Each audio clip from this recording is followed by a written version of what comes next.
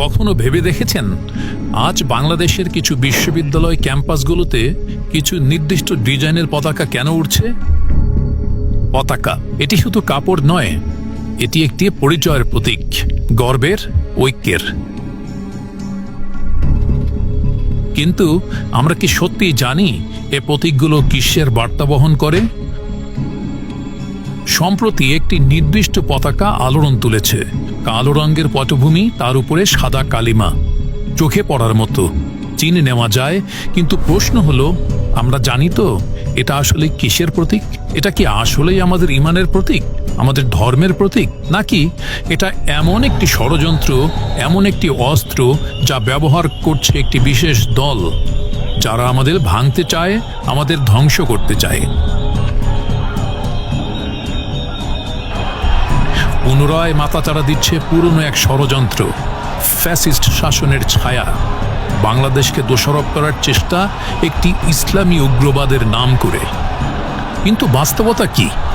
আলেমগণ কি বলছেন? কিছু দল আমাদের দেশে তৈরি হয়েছে, এই দলের নাম জীবনেও শুনি নাই কোনোদিন আগে।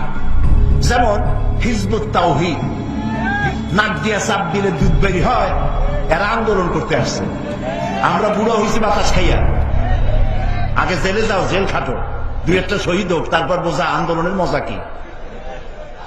সুতরাং হিজবুত তাওহীদ, হিজবুত তাহরীর, হরকতুল জিহাদ, জামাতুল মুজাহিদিন, এদের যেখানে পান ধরে পুলিশের সমর্থন করে দিবেন। সেই জন্য আপনারা আপনাদের যুবক সন্তানদেরকে ঠেকাবেন, অতি উৎসাহী হয়ে যেন এই সমস্ত খারাপ সংগঠনের সাথে মিলে গিয়ে দেশের সর্বনাশ না করে, এই শান্তিপূর্ণ পরিবেশকে যাতে সর্বনাশ না করতে পারে, সকলের চোখ সেই জন্য উন্মুখ হয়ে থাকতে হবে। এটা কি ঈমানের দাওয়াত নাকি বিভ্রান্তির জাল? আজ আমাদের কলেজ এবং ইউনিভার্সিটিগুলো সিদ্ধান্ত নিয়েছে, নিষিদ্ধ করছে সেই পতাকা, ছিনিয়ে নিচ্ছে কালো কাপড়ের উপর সাদা রঙের কালিমাকা পতাকাগুলো, যা আজ বিশ্বের বহু দেশের সন্ত্রাসের প্রতীক। কিন্তু প্রশ্ন থেকে যায়, এটি কি শুধু ডিজাইনের প্রশ্ন, নাকি এর ভিতরে আছে এক ভয়ঙ্কর বার্তা যা আমরা এখনো পুরোপুরি বুঝে উঠতে পারছি না? তাই এখনই সময় প্রশ্ন করার, আমরা কিসের প্রতিনিধিত্ব করছি? আমাদের পতাকা আমাদের গর্ব, আমরা সেই গর্ব রক্ষা করতে পারছি তো? সিদ্ধান্ত আমাদের হাতে। আমরা বাংলাদেশী, কোনো ষড়যন্ত্রকে সফল হতে দেব না। আমাদের মাটিতে ধর্মীয় উগ্রবাদের কোনো স্থান নেই।